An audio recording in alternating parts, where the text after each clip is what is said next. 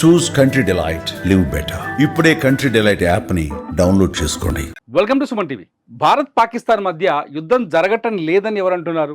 యుద్ధం ఆల్రెడీ మొదలైపోయింది. ఎప్పుడైతే పహల్గామ్ దాడి జరిగిందో, ఎప్పుడైతే ప్రధాని మోదీ బీహార్లో ఒక ప్రకటన చేశారో, ఎప్పుడైతే సింధు జలాల్ని ఆపేస్తూ భారత ప్రభుత్వం నిర్ణయం తీసుకుందో, ఎప్పుడైతే భారత్ పాకిస్తాన్ సరిహద్దుల్ని మూసేసిందో, ఎప్పుడైతే పాకిస్తాన్లో ఉన్న భారతీయుల్ని, భారత్లో ఉన్న పాకిస్తాన్ని రెండు దేశాలు ఆ దేశాన్ని విడిచి వెళ్ళిపోవాలని ఆదేశాలు జారీ చేసిందో, అప్పుడే యుద్ధం మొదలైంది. ఇంకా చెప్పాలి అంటే పాకిస్తాన్ యుద్ధం చేస్తూనే ఉంది సింధు నదీ జలాల కోసం. సింధు నదీ జలాల్ని నిలుపుదల చేయటం అంటే యుద్ధాన్ని చేయటమే భారత్ మా పైన అని పాకిస్తాన్ ప్రకటించింది. అబద్ధం కాదు, నిజం. ఎందుకంటే సింధు నదీ జలాలు ఆగిపోతే పాకిస్తాన్ తీవ్రమైన కరువు కాటకాల పరిస్థితులకు వెళ్ళిపోతుంది. కరువుకి వెళ్ళిపోతే ఏమవుతుంది? మళ్ళీ నీళ్ళే కదా, కష్టం, ఏ వాన పడితే పంట పండించుకోవచ్చు అని మనం సింపుల్గా మాట్లాడచ్చు. కానీ ప్రమాదకరమైన విషయం ఏంటి అంటే, సింధు నదీ జలాలు పాకిస్తాన్ ఆర్థిక వ్యవస్థని దాదాపు 20% ప్రభావితం చేస్తాయి. సింధు నదీ జలాల ద్వారా పాకిస్తాన్లో 80% ఆయకట్టు భూమిలో పంటలు వస్తున్నాయి. పత్తి, చెరకు, వరి వంటి అద్భుతమైన పంటలు, భారత్తో పోలిస్తే కూడా క్వాలిటీ గల పంటలు పాకిస్తాన్లో పండుతున్నాయి. అక్కడ వ్యవసాయ రైతులు అద్భుతమైన పంటలు పండిస్తున్నారు. ఈ పంటలన్నీ తీవ్రంగా ప్రభావితం చెందే అవకాశం ఉంది. ఇంకా ఒక మాటలో చెప్పాలంటే, సింధు రాష్ట్రం ఒకటి ఉంది పాకిస్తాన్లో, పంజాబ్ సింధు రాష్ట్రం. ఈ రెండు రాష్ట్రాలు వ్యవసాయానికి పెన్నిది.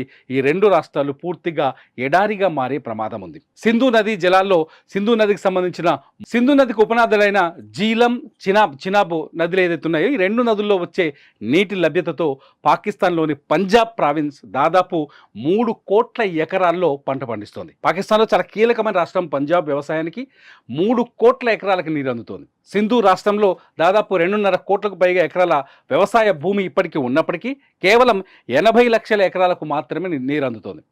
ఇప్పుడు సింధు నది నుంచి చినాబ్ కావచ్చు, జీలం కావచ్చు, సింధు నది కావచ్చు, ఈ జలాన్ని భారత్ అద్దుకుంటే ఈ రెండు రాష్ట్రాలతో పాటు దాదాపు అంటే పాకిస్తాన్ మీదుగా అరేబియా సముద్రంలో కలుస్తుంది సింధు నది.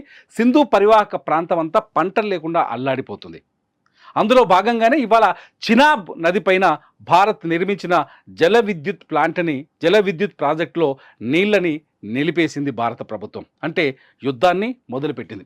పాకిస్తాన్ చెప్తుంది మొదటి నుంచి, సింధు నది కోసం మేము ఎంత దూరమైనా వెళ్తాం, భారతీయుల రక్తాన్ని పారిస్తాం, అట్లంటే యుద్ధానికైనా సిద్ధమవుతాం అని చెప్తుంది. అయినప్పటికీ భారత్ వెనక్కి తగ్గటం లేదంటే, భారత్ యుద్ధం చేయడానికి, పాకిస్తాన్ని ఆర్థికంగా నిర్బంధంలో పెట్టడానికి సిద్ధంగా ఉంది. ఎందుకు భారత్ ఇంత పెద్ద నిర్ణయం తీసుకుంటుంది? పాకిస్తాన్లో ఉన్న మనుషులుగానే చూసింది. 1960లో సింధు నది జల ఒప్పందం కుదిరింది.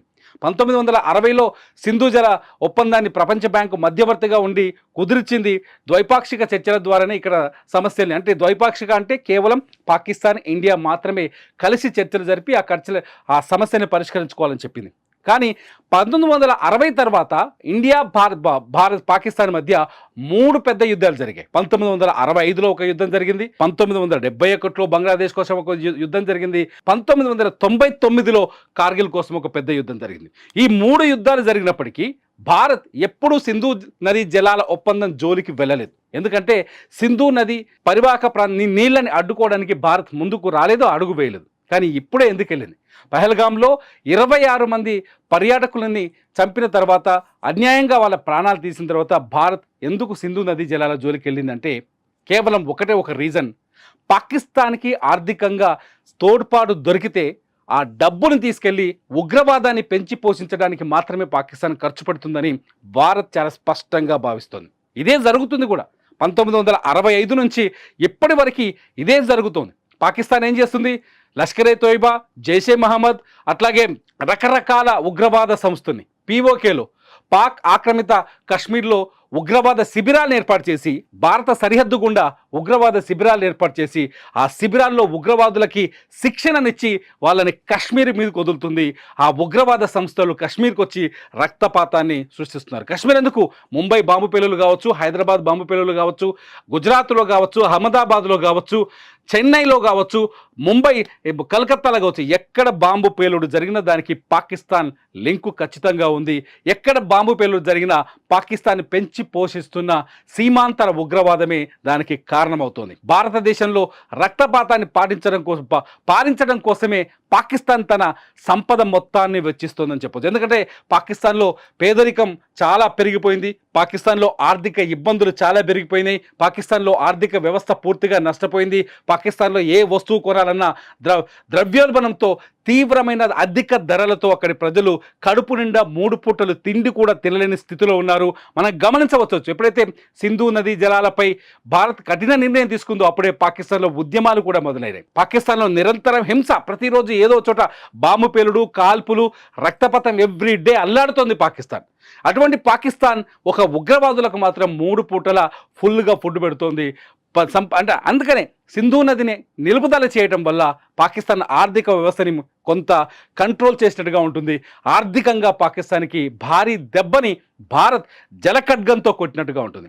అందుకనే జల యుద్ధం అని చెప్పాల్సి వస్తుంది. At the same time Bharat చాలా స్పష్టంగా చెప్తోంది, పాకిస్తాన్కి ఏ అయితే ఇతర దేశాలు, ప్రపంచ దేశాలు పాకిస్తాన్ నుంచి ఎగుమతులు తీసుకోవడమో, దిగుమతులు తీసుకోవడమో, లేకపోతే పాకిస్తాన్కి వస్తువులను ఎగుమతి చేయడమో, పాకిస్తాన్ నుంచి ఉత్పత్తులను దిగుమతి చేసుకోవడం ఉన్నాయో, ఆ దేశాలన్నీ మీరిచ్చే ప్రతి రూపాయి పాకిస్తాన్లో ఉగ్రవాదానికి ఖర్చు పెడుతుంది ఆ దేశం అని గమనించాల్సిందిగా ప్రపంచ వేదికలపైన భారత్ చెప్తోంది. At the same time Pakistan నుంచి అనేక దిగుమతులు భారత్ చేసుకుంటుంది. పాకిస్తాన్లో తయారయ్యే అనేక ఉత్పత్తుల్ని భారత్ ఇప్పటివరకు దిగుమతి చేసుకుంటూ వస్తుంది. తాజా ఉద్రిక్తతల తర్వాత భారత్ పాకిస్తాన్ నుంచి వస్తు దిగుమతుల్ని పూర్తిగా నిషేధించింది. గగనతలానికి తాళం వేసింది.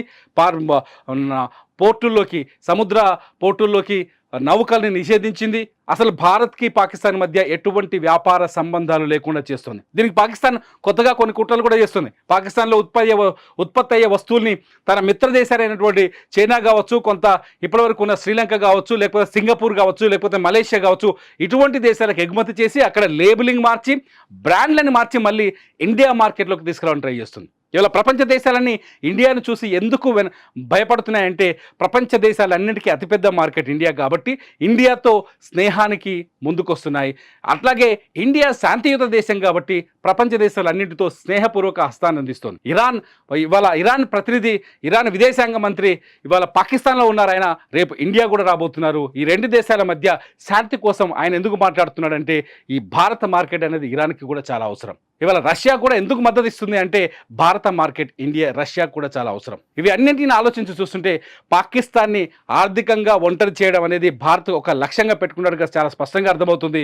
అందులో భాగంగానే జలయుద్ధంతో మొదలుపెట్టింది. ఇవాళ చినాబ్ నది పైన నీటిని క్లోజ్. ఒకసారి ఆ మ్యాప్ను చూద్దాం. చాలా స్పష్టంగా ఒకసారి మనం గమనించవచ్చు. సింధు నదిలో ఒకసారి చూడొచ్చు. ఇది సింధు నది. ఇదంతా నేను రెడ్ కలర్ వేసుకొస్తున్నా. ఇది సింధు నది పూర్తిగా. ఈ సింధు నది నేరుగా పారుతూ వచ్చేసి పాకిస్తాన్ మధ్యలోంచి ఇలా వచ్చి అరేబియా సముద్రంలో కలుస్తుంది. ఇదంతా పాకిస్తాన్. ఆరో మార్క్స్ పెడుతున్న ఈ ప్లేస్ అంతా పాకిస్తాన్. భారత్ దాటి ఇది జమ్మూ కాశ్మీర్ నుంచి అలా ప్రవహిస్తూ వచ్చేసి సింధు నది పాకిస్తాన్లోకి వెళ్ళిపోతుంది. పాకిస్తాన్లో ఈ ప్రాంతం అంతా, పంజాబ్ కావచ్చు, ఇక్కడ సింధు రాష్ట్రం కావచ్చు, ఈ రాష్ట్రాలన్నీ పాకిస్తాన్లో వ్యవసాయంతో ప్రస్తుతానికి కలకల్లాడుతున్నాయి. ఈ ప్రాంతాలన్నీ ఇప్పుడు పూర్తిగా ఎండిపోయే పరిస్థితి, కరువు తాండవించే పరిస్థితి ఏర్పడుతుంది. సింధుతో పాటు ఇది చినాబ్ నది అంటారు. ఇది కాశ్మీర్లోనే పుడుతుంది. హిమాలయ పర్వతాల్లో ఇటు నుంచి వచ్చి సింధులో కలుస్తుంది. ఇప్పుడు ఈ చినాబ్ నదిపైనే భారత్ ఒక బ్రిడ్జ్ కట్టి, ఇక్కడే ఈ బ్రిడ్జి పైన ఏంటంటే బగలిహార్ బ్రిడ్జి. ఈ బ్రిడ్జితో ఇవాళ వాటర్ ఆపేసింది. ఈ బ్రిడ్జ్ ఆగిపోతే ఫస్ట్ ఎఫెక్ట్ అయ్యేది పంజాబ్. ఇక్కడ ఉంటుంది పాకిస్తాన్ పంజాబ్ ఫస్ట్ ఎఫెక్ట్ అవుతుంది. ఈ ఎఫెక్ట్ అవడం వల్ల పాకిస్తాన్ పంజాబ్లో 3 కోట్ల ఎకరాల సాగు జరుగుతుంది, ఆగిపోతుంది. చినాబ్తో పాటు ఇక్కడ జీలం నది ఇక్కడ నుంచి వస్తుంది. దీనిపైన మన విద్యుత్ ప్రాజెక్టులు ఉన్నాయి. ఇటుపోతే సట్లెజ్ నది ఒకటి ఉంది. ఇది కాశ్మీర్ నుంచి వస్తుంది. సట్లెజ్ నది పైన కూడా కొన్ని విద్యుత్ ప్రాజెక్టులు ఉన్నాయి. దీంతోపాటు రావి అని ఇంకొక నది ఉంది. రావి నది పైన కూడా కొన్ని ప్రాజెక్టులు ఉన్నాయి. మొత్తంగా నదీ జలాల్ని కట్టడి చేయడం వల్ల పాకిస్తాన్ని ఆర్థికంగా దెబ్బ కొట్టింది భారత్. ఆర్థికంగా ఉగ్రవాదాన్ని పెంచిపోషిస్తున్న పాకిస్తాన్కి చావు దెబ్బ తగిలింది. అందుకనే పాకిస్తాన్ ఇప్పుడు ఏం చేస్తుంది, సింధు నదీ జలాల్ని ఎలాగైనా తిరిగి సాధించాలని రకరకాల ప్రయత్నాలు చేస్తుంది. అందుకనే పాకిస్తాన్ ఏం చేస్తుంది, భారతదేశానికి మిత్రదేశాలుగా ఉన్న ముస్లిం దేశాలని వేడుకుంటోంది, విజ్ఞప్తి చేస్తుంది, బతిమాడుతోంది, దయచేసి భారత్తో యుద్ధం వద్దు, భారత్తో సింధు నదీ జలాలపైన పునఃసమీక్షించేలా చర్యలు తీసుకోవాలని చెప్పేసి.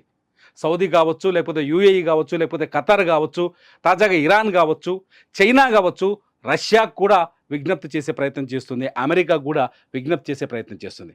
ఇంతకీ పాకిస్తాన్ సింధు నదీ జలాల కోసం ఏమేం చేసే అవకాశాలు ఉన్నాయి ఒకసారి చూస్తే, అందులో మొట్టమొదటి ఒకసారి చూద్దాం. ఫస్ట్ వన్ చూస్తే పాకిస్తాన్ సింధు జలాల కోసం మొదటగా ఎవరికి ఫిర్యాదు చేసే ఛాన్స్ ఉంది అని ఒకసారి ఆలోచిస్తే, 1 ప్రపంచ బ్యాంకుకి ఫిర్యాదు చేసే ఛాన్స్ ఉంది. ప్రపంచ బ్యాంకుకి పాకిస్తాన్ ఫిర్యాదు చేస్తుంది, ఎందుకంటే 1960లో ప్రపంచ బ్యాంకే ఇండియా పాకిస్తాన్ మధ్య సంధిని కుదిర్చింది. కాబట్టి భారతదేశం సింధు నదీ జలాల ఒప్పందాన్ని మితిమీరింది, కాబట్టి భారతదేశం పైన చర్యలు తీసుకోవాలని ప్రపంచ బ్యాంకుకి పాకిస్తాన్ ఫిర్యాదు చేసే ఛాన్స్ ఉంది. ఆ ప్రయత్నం కూడా మొదలుపెట్టింది. రెండోది వచ్చేసి అంతర్జాతీయ క్రిమినల్ కోర్టుకు వెళ్ళే అవకాశం ఉంది.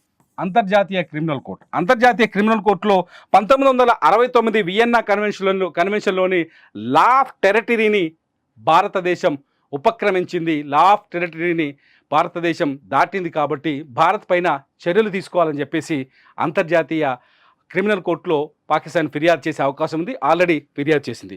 మూడో పాయింట్ వచ్చేసి ఐక్యరాజ్య సమితిలో ఫిర్యాదు. రాజ్య సమితిలో ఫిర్యాదు చేసే అవకాశం ఉంది. ఆల్రెడీ ఐక్యరాజ్య సమితి భద్రతా మండలికి ఫిర్యాదు చేసింది పాకిస్తాన్. ఇవాళ భద్రతా మండలిలో కశ్మీర్ పైన వాదనలు వినిపిస్తోంది. భద్రతా మండలి కూడా భారత్ పాకిస్తాన్ మధ్య ఉన్న ఉద్రిక్తతలపైన చర్చలు మొదలుపెట్టింది. ఐక్యరాజ్య సమితికి ఆల్రెడీ పాకిస్తాన్ ఫిర్యాదు చేసింది. ఇక నాలుగో ఆప్షన్, ఉన్న ఏకైక ఆప్షన్ నాలుగోది ఏంటంటే అంతర్జాతీయ దౌత్యవేత్తల్ని సహాయం అడగడం.